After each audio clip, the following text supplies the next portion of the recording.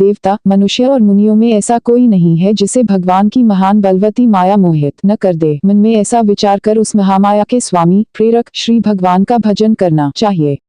दोस्तों, अपने मन में अपने घर में शांति बनाए रखने के लिए हमें रामचरितमानस का पाठ जरूर करना चाहिए। हमें हर रोज राम कथा सुनना चाहिए। राम राम दोस्तों, आओ पाठ शुरू करते हैं।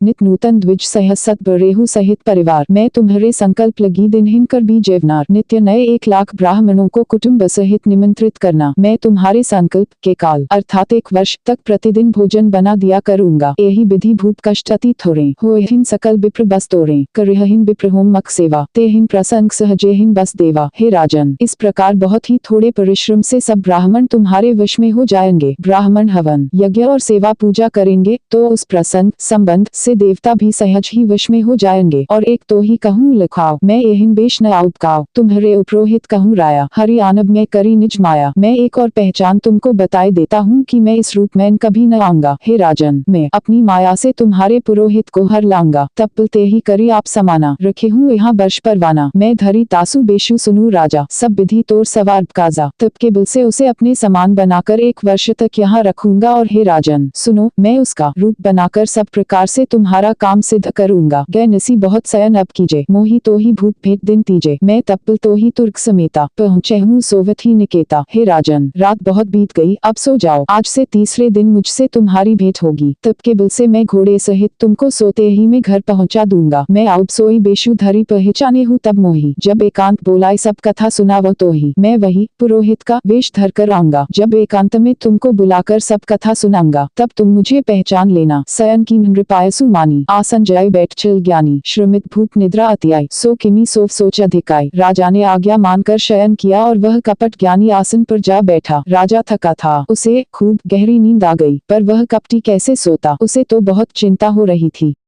कालकेतु निसिचत हावा, जेहिन सुका होई नृपहि भुलावा। परम मित्र तापस नृप केरा, जाने सो अति कपट घनेरा। उसी समय वहाँ कालकेतु राक्षस आया, जिसने सुआ बनकर राजा को भटकाया था। वह तपस्वी राजा का बड़ा मित्र था और खूब छल प्रपंच जानता था। तेही के सतसुतरु 10 भाई, खल अति अजय देव दुखदाई। प्रथमहीन भूप समर सब मारे, विप्रसंत सुर देखी दुखारे। उसके 100 पुत्र और 10 भाई थे, जो बड़े ही दुष्ट, किसी से न जीते जाने वाले और देवताओं को दुख देने वाले थे। ब्राह्मणों, संतों और देवताओं को दुखी देखकर राजा ने उन सबको पहले ही युद्ध में मार डाला था। तेहिन खल पाछिल भैरु से भारा, तापस नृप मिली मंत्र बिचारा। जेहिन रिपु छे सोई रचन ही उपाव, भावी बस न जान का छुरा। उस दुष्ट ने पिछला वैर याद करके तपस्वी राजा से मिलकर सलाह विचारी, षड्यंत्र किया और जिस प्रकार शत्रु का नाश हो वही उपाय रचा। भावी वश राजा प्रताप भानु कुछ भी न समझ सका। रिपु तेजसी अकेला पी लघु करी गनीय न ताहु, अजहु देत दुख रवि सही सिर अवशेषित राहु। तेजस्वी शत्रु अकेला भी हो तो भी उसे छोटा नहीं समझना चाहिए। जिसका सिर मात्र बचा था वह राहु आज तक सूर्य चंद्रमा को दुख देता है। तापस नृप निज सखी निहारी, हर्षि मिले उठी भय सुखारी। मित्र ही कही सब कथा सुनाई, जातुधान बोला सुख पाई। तपस्वी राजा अपने मित्र को देख प्रसन्न हुआ, उठकर मिला और सुखी हुआ। उसने मित्र को सब कथा कह सुनाए। तब राक्षस आनंदित होकर बोला, अब साध्यं रिपु सुनहु नरेसा, जो तुम कीन मोर उपदेसा। परिहरी सोच रहु तुम सोई, बिनु औषध व्याधि विधि खोई। हे राजन सुनो, जब तुमने मेरे कहने के अनुसार इतना काम कर लिया तो अब मैंने शत्रु को काबू में कर ही लिया। समझो तुम अब चिंता त्याग सो रहो। विधाता ने बिना ही दवा के रोग दूर कर दिया। कुल समेत रिपु मूल बहाई, चौथे दिवस मिल में आई। तापस नृप ही बहुत परितोषी, चला महाकपटी तिरोशी।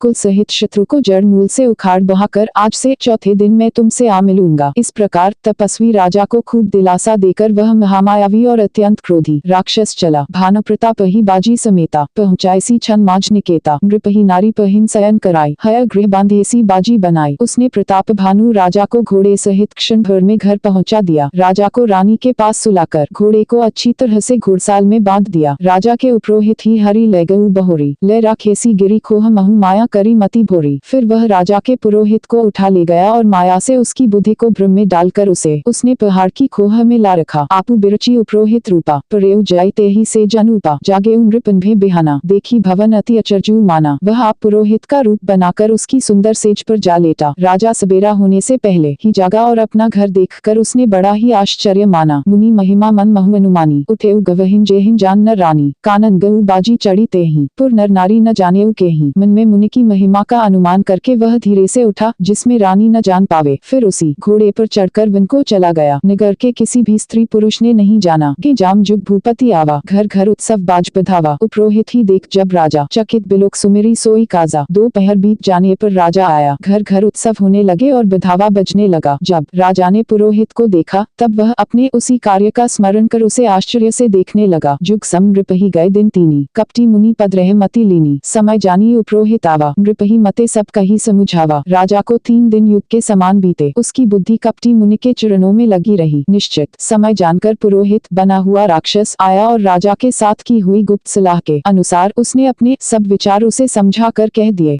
नृपहर्षेउ पहचानी गुरु ब्रह्म बस रहा न चेत, बरे तुर्त सत सहस बर विप्र कुटुंब समेत। संकेत के अनुसार गुरु को उस रूप में पहचान कर राजा प्रसन्न हुआ। ब्रह्मवश उसे चेतन रहा कि यह तापस मुनि है या कालकेतु राक्षस। उसने तुरंत 1 लाख उत्तम ब्राह्मणों को कुटुंब सहित निमंत्रण दे दिया। उपरोहित जेवनार बनाई, छर्स चारी विधि जसी श्रुति गाई। मायाम्य तेहिन कीन्ही रसोई, बिंजन बहुगनी सकी न कोई। पुरोहित ने 6 रस और 4 प्रकार के भोजन, जैसा कि वेदों में वर्णन है, बनाए। उसने मायामय रसोई तैयार की और इतने व्यंजन बनाए जिन्हें कोई गिन नहीं सकता। विविध मृगन कर आमिष रांधा, ते ही महु विप्र मासु खल सांधा। भोजन कहून सब विप्र बोलाए, पद पखारी सादर बैठाए। अनेक प्रकार के पशुओं का मांस पकाया और उसमें उस दुष्ट ने ब्राह्मणों का मांस मिला दिया। सब ब्राह्मणों को भोजन के लिए बुलाया और चरण धोकर आदर सहित बैठाया। परुसन जबहिन लाग महे पाला, भय कासबानी ते ही काला। विप्रवृंद उठी उठी ग्रह जाहू, है बड़ी हानि अन्न जनी खाहू। ज्यों ही राजा परोसने लगा उसी काल के तुकृत आकाशवाणी हुई, हे ब्राह्मणों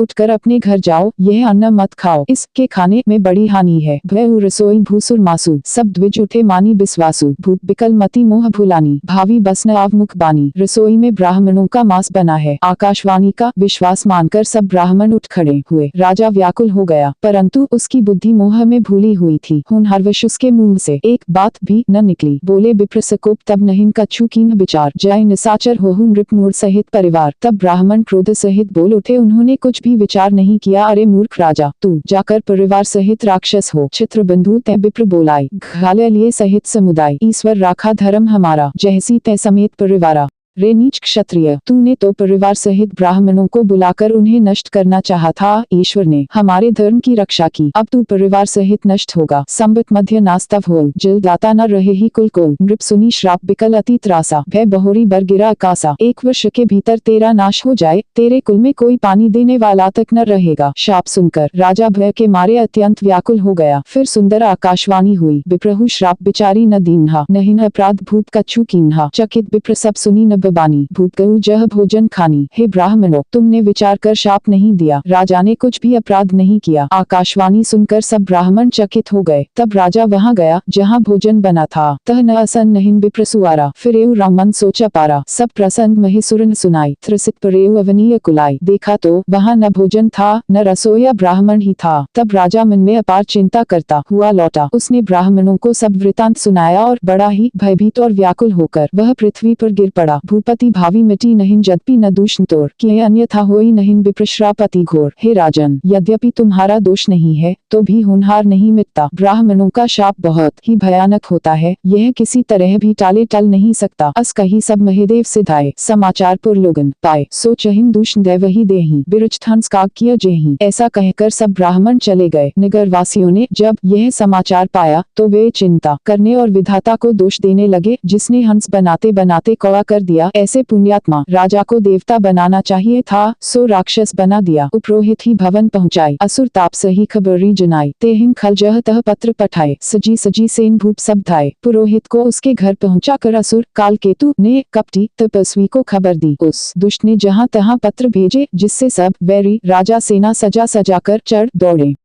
घेरिन ही नगर निशान बजाई, विविध भांति नित होई लड़ाई। बंधु समेत परेउ नृप धरनी, जूझे सकल सुभटकरी करनी। और उन्होंने डंका बजाकर नगर को घेर लिया। नित्य प्रति अनेक प्रकार से लड़ाई होने लगी। प्रताप भानु के सब योद्धा शूरवीरों की करनी करके रण में जूझ मरे। राजा भी भाई सहित खेत रहा। सत्यकेतु कुल को नहीं बांचा, विप्रश्राप किमी होय असांचा। रिपुजति सब नृप नगर बसाई, निजपुर गव ने जय जसु पाई। सत्यकेतु के कुल में कोई नहीं बचा। ब्राह्मणों का शाप झूठा कैसे हो सकता था। शत्रु को को जीतकर निगर को फिर से बसाकर सब राजा विजय और यश पाकर अपने अपने निगर को चले गए। भरद्वाज सुनु जाहि जब होई विधाता बाम, धूरी मेरु सम जनक जम ताहि ब्याल समदाम। याज्ञवल्क्य जी कहते हैं, हे भरद्वाज सुनो, विधाता जब जिसके विपरीत होते हैं तब उसके लिए धूल सुमेरु पर्वत के समान भारी और कुचल डालने वाली, पिता यम के समान काल रूप और रस्सी सांप के समान काट खाने वाली हो जाती है। काल पाय मुनि सुनु सोई राजा, भयउ निसाचर सहित समाजा। 10 सिर ताहि 20 भुज दंडा, रावण नाम वीर बरबंडा। हे मुनि सुनो, समय पाकर वही राजा परिवार सहित रावण नामक राक्षस हुआ। उसके 10 सिर और 20 भुजाएं थीं और वह बड़ा ही प्रचंड शूरवीर था। भूपनुज रिमर्दन नामा, भयउ सो कुंभकर्ण बिलधामा। सचिव जो रहा धर्मरुचि जासु, भयउ बिमात्र बंधु लघु तासु। रिमर्दन नामक जो राजा का छोटा भाई था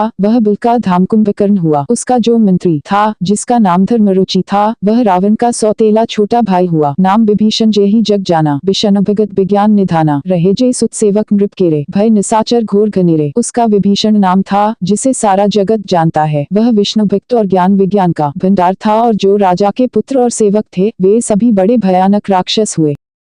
कथा सुनने के लिए बहुत बहुत धन्यवाद। अगर यह कथा अच्छी लगे तो वीडियो को लाइक और शेयर करें। इस तरह की कथा सुनने के लिए चैनल को सब्सक्राइब जरूर करें। कमेंट में राधे राधे जय श्री कृष्णा जरूर लिखें।